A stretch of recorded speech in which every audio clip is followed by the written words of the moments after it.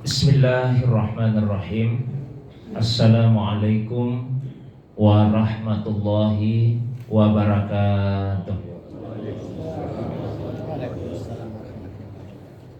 Alhamdulillahilladzi ansala sakinata fi qulubil mu'minin liyasdadu imanan ma'a imanihim walillahi junudus samawati wal ardh wa kana Allahu aliman hakima.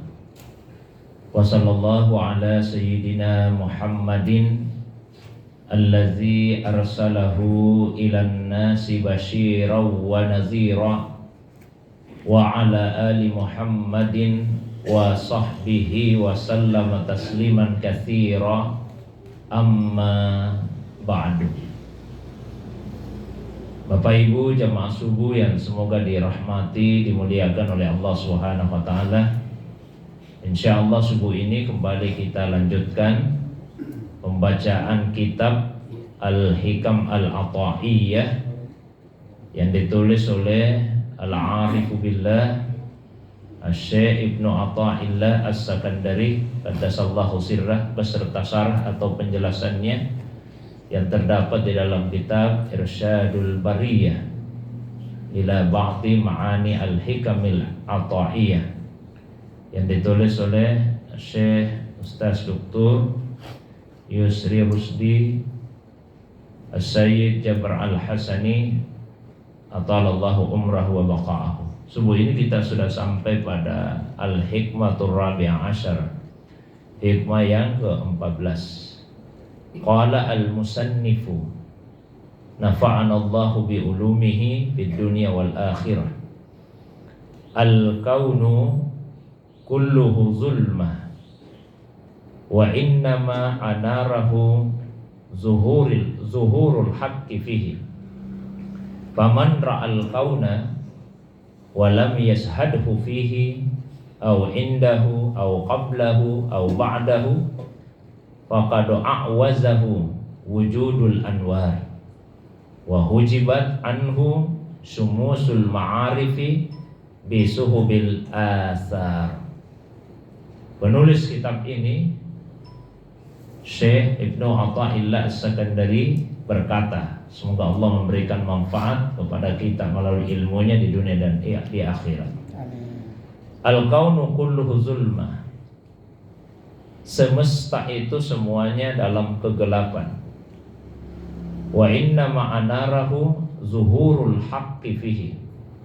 Dan sesungguhnya yang menyinarinya adalah nampaknya al-haq, Allah yang maha benar di dalamnya. Faman ra'al kauna, maka barang siapa yang melihat alam semesta, walam yashhadhu fihi, dan tidak menyaksikan Allah di dalamnya, au indahu atau di sisinya, au qablahu atau sebelumnya, au ba'dahu atau sesudahnya, faqad a'wazahu wujudul anwar, maka itu artinya keberadaan cahaya telah menghalanginya. Wa hujibat anhu sumusul ma'arifi bisuhubil athar, dan matahari ma'rifah telah terhijab, tertutup darinya dengan awan-awan dari tanda-tanda kekuasaan Allah Subhanahu wa taala.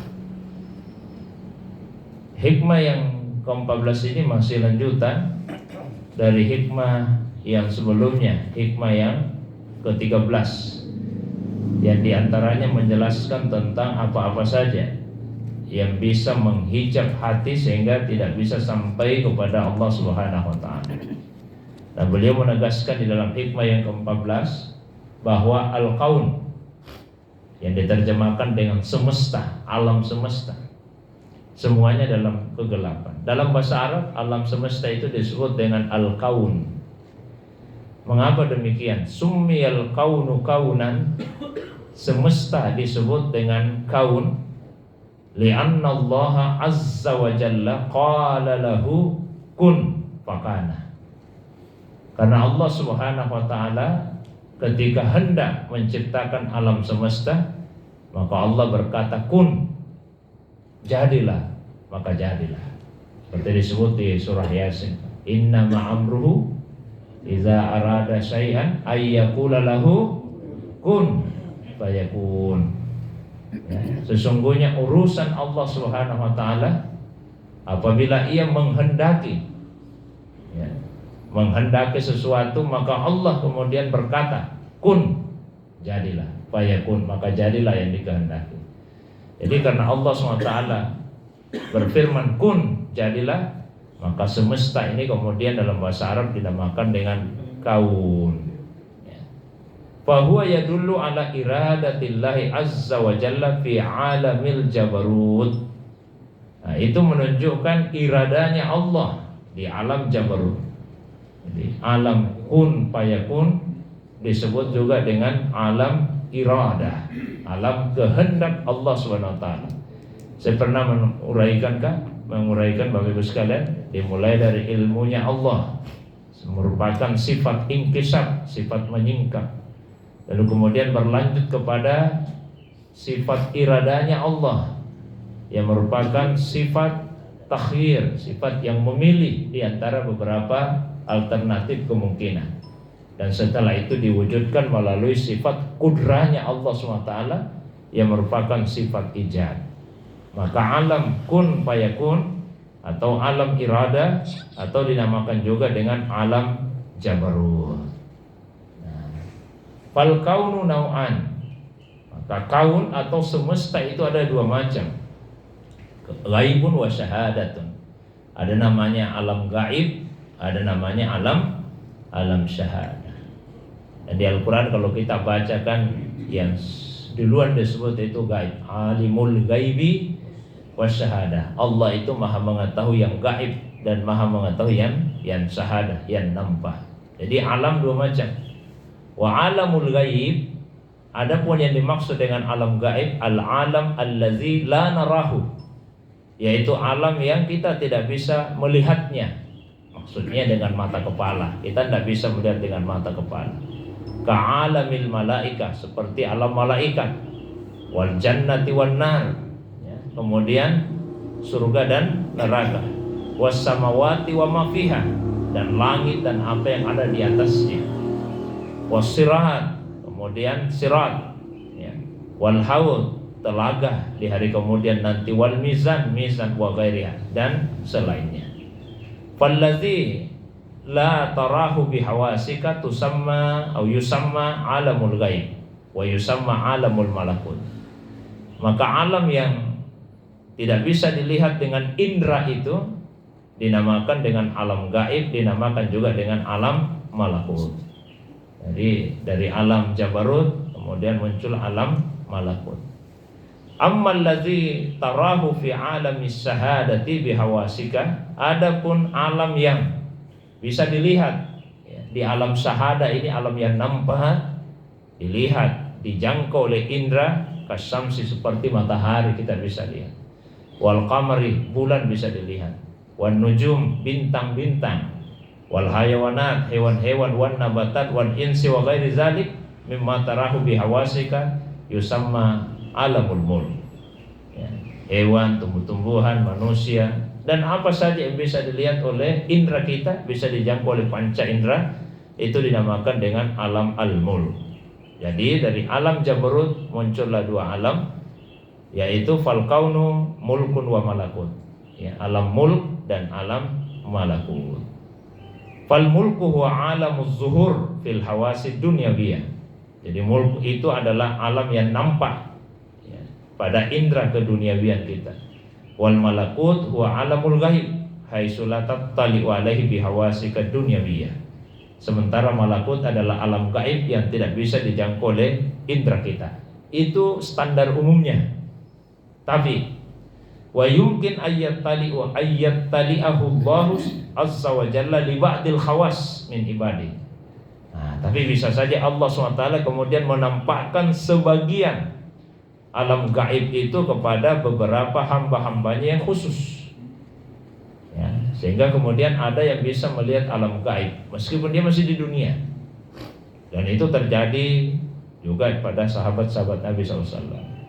Fa ba'dus sahabati wa ba'dul auliya, beberapa sahabat dan beberapa walinya Allah, ra'a al malaikata wa hum min alamil ghaib, bisa melihat malaikat padahal mereka berasal dari alam gaib. Misalnya Sayyiduna Imran bin Husain radhiyallahu an, kana ta'uduhul malaika fi maradihi wa kana yarahum iyanan. Ya, seperti junjungan kita Imran bin Husain, semoga Allah meridai, ini salah seorang sahabat Nabi yang mulia. Beliau ketika sakit itu sering dijenguk oleh para malaikat. Itu sakit dijenguk malaikat, dan beliau bisa melihatnya dengan mata kepalanya. Sampai suatu waktu ketika beliau melakukan pengobatan dengan cara membakar, pengobatan itu Pak dengan cara membakar, tapi itu dilarang oleh Nabi. Itu merusak daging, lalu kemudian mengeluarkan bau yang tidak sedap. Malaikat kemudian berhenti datang, tidak datang lagi, karena malaikat tidak suka mencium bau-bau yang tidak harum. Maka disunnahkan itu di rumah supaya harum. Sehingga ulama-ulama kita itu di rumah Pak bakar kemenyan, dupa yang harum, yang wangi.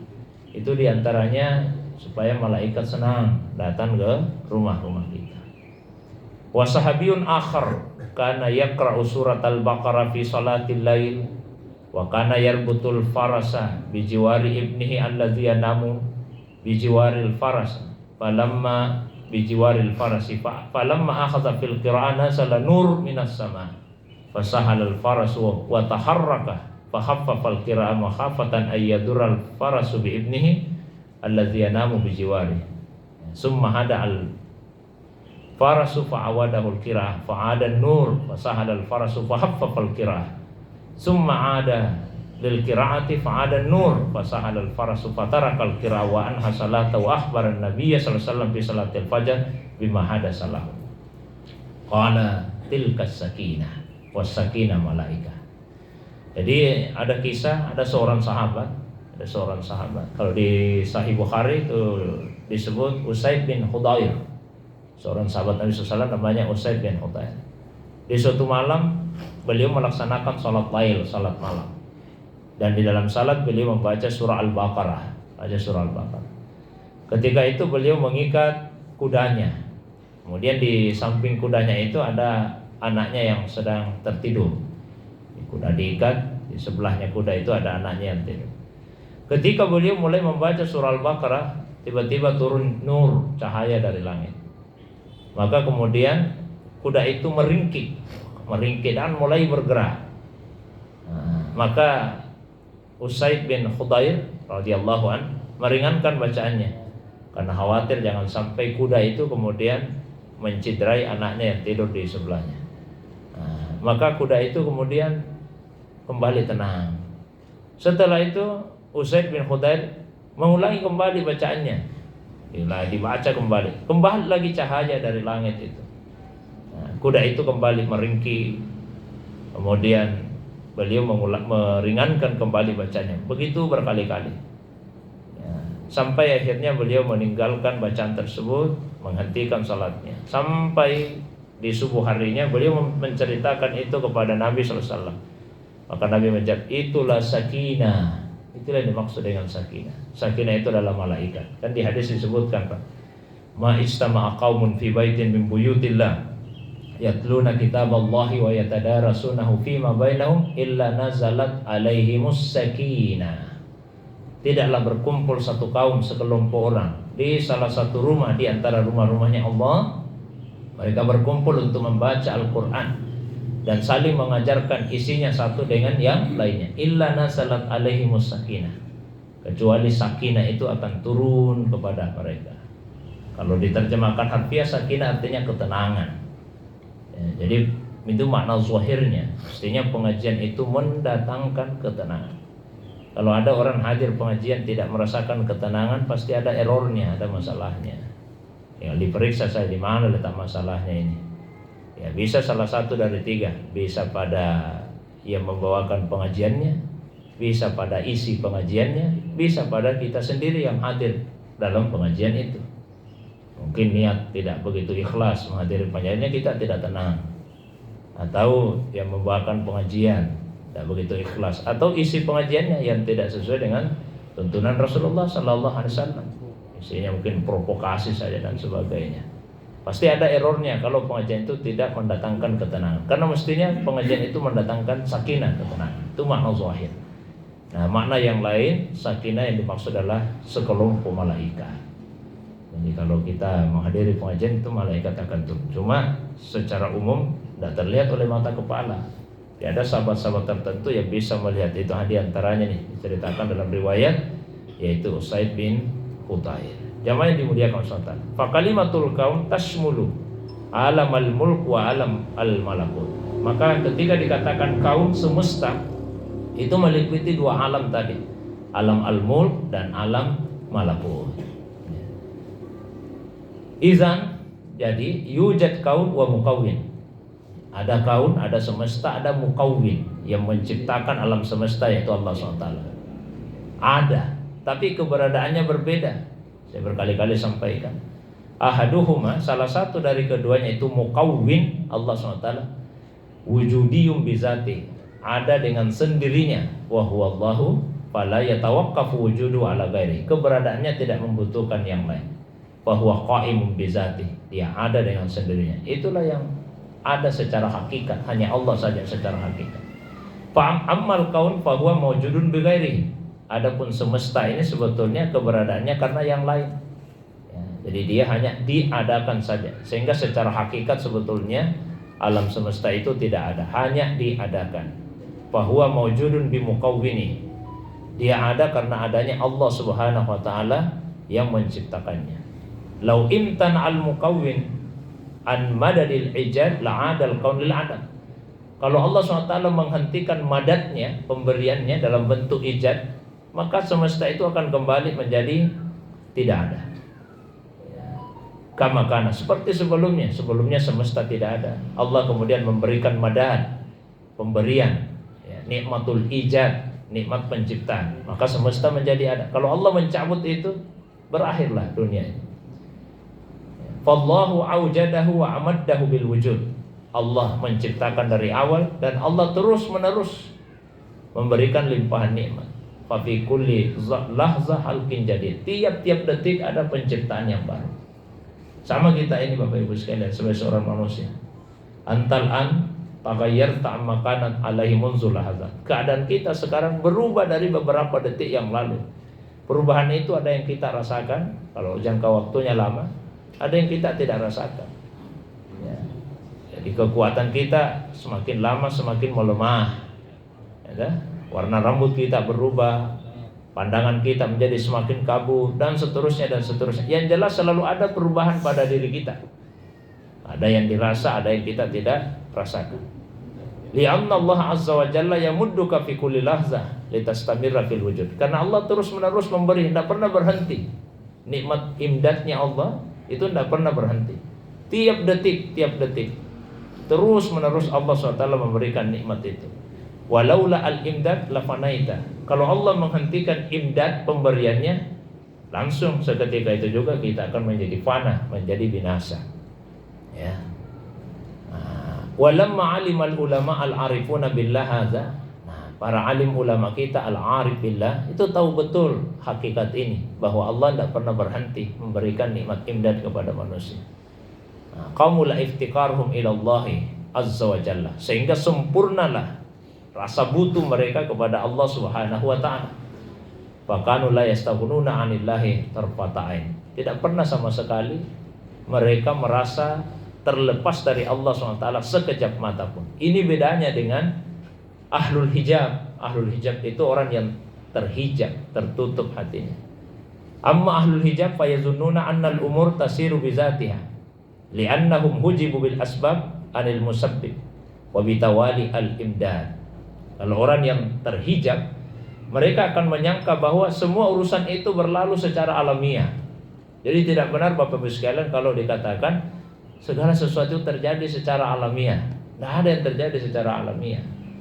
Yang kita mengatakan bahwa perubahan-perubahan di alam ini yang terjadi secara alamiah, perubahan fisik kita terjadi secara alamiah, kemudian di alam semesta terjadi secara alamiah. Tidak ada yang perubahan yang terjadi secara alamiah. Ya. Orang yang terhijab hatinya akan menyangka seperti itu, karena fokusnya kepada asbab, kepada sebab.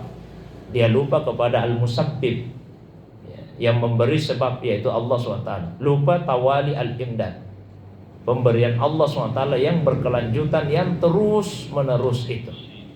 Sama Bapak Ibu jamaah sekalian, membakar itu bukan sifat api yang terus menerus ada pada api. Jadi tidak alamiah. Tidak selamanya api itu membakar. Kalau dia alamiah, maka api akan terus menerus membakar. Hanya Allah menciptakan sifat ihraq, sifat membakar. Di saat yang bersamaan ketika api misalnya menyentuh satu benda, maka pada saat itu Allah juga menciptakan sifat membakar pada api, tapi bukan alamiah pada api itu. Hanya ketika misalnya ada kertas, lalu kertas itu disentuhkan ke api, pada saat itu Allah kemudian menciptakan sifat ihraq, sifat membakar pada api. Bukan alamiah terjadi. Bukan berarti setiap kali ada kertas yang menyentuh api, kertas itu akan terbakar.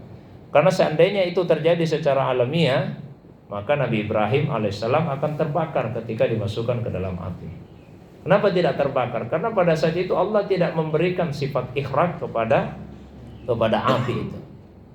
Sama juga, kalau pisau itu punya sifat alamiah untuk memotong misalnya, kalau sifatnya alamiah, maka semua yang katakanlah ada benda, lalu kemudian kita ambil pisau, kita gerakkan pisau pada benda tersebut, benda itu akan terpotong. Tapi tidak seperti itu, tidak alamiah. Allah menciptakan sifat memotong pada pisau tersebut. Kalau Allah tidak memberikan sifat itu, ya tidak terjadi. Seandainya itu alamiah, maka Nabi Ismail alaihissalam akan tersembelih, terpotong lehernya. Karena Nabi Ibrahim itu sudah menggerakkan pisau di lehernya Nabi Ismail alaihissalam. Tapi Allah SWT mencabut sifat atau tidak memberikan sifat memotong pada pisau tersebut. Ini yang mesti dipahami. Saya ulangi bahwa tidak ada yang namanya sifat alamiah pada satu benda. Waliza yaqulu Sayyidi Ahmad Dardir, sehingga ada seorang sufi namanya Sayyid Ahmad Dardir, beliau berkata, wa may yaqul bittabi au bil illah fazaka kufrun inda ahli millah. Siapa yang mengatakan ini terjadi secara tabiat dan ada illah, maka dia telah kufur menurut para ahli agama. Wa may yaqul bi annal asya' taf'alu bi tabi'atiha faqad kafar. Siapa yang mengatakan segala sesuatu itu melakukan sesuatu dengan tabiatnya secara natural, secara alamiah, maka dia telah kafir. Karena secara hakikat Allahu huwal fa'il, Allah lah pelaku. Wa tabi'a la taf'alu syai'an, dan tabiat itu tidak bisa melakukan apa-apa. Wa may yaqul bit tab'i, siapa yang mengatakan ini terjadi secara tabiat, secara natural, secara alamiah, kafir, maka dia telah kafir. La yara illal asbab, dia tidak memandang sesuatu kecuali asbab. Li'annahu lam yara illal kaun, karena dia tidak melihat apa-apa kecuali semesta yang dia pandang. Fahujiba bil kaun anil mukawwin, semesta itu yang menghijab dia dari Allah Subhanahu wa ta'ala. Maka di dalam kalam hikmah ini beliau mengatakan, siapa yang melihat semesta tidak menyaksikan Allah di dalamnya atau di sisinya atau sebelumnya atau sesudahnya, maka dia telah terhijab dari cahaya-cahaya ma'rifah. Apa yang dimaksud Pak? Melihat Allah di dalamnya, di sisinya, sebelumnya, sesudahnya. Zarab keterangan di situ bukan zarab makan, zarab samaniyah. Karena bagi Allah tidak ada ikatan tempat, ikatan waktu. Allah tidak dibatasi oleh apapun juga. Maknanya adalah setiap kita melihat alam semesta ini, maka yang kita saksikan adalah perbuatan Allah di dalamnya, af'alnya Allah. Alam semesta ini adalah bukti af'al, perbuatan Allah Subhanahu wa ta'ala.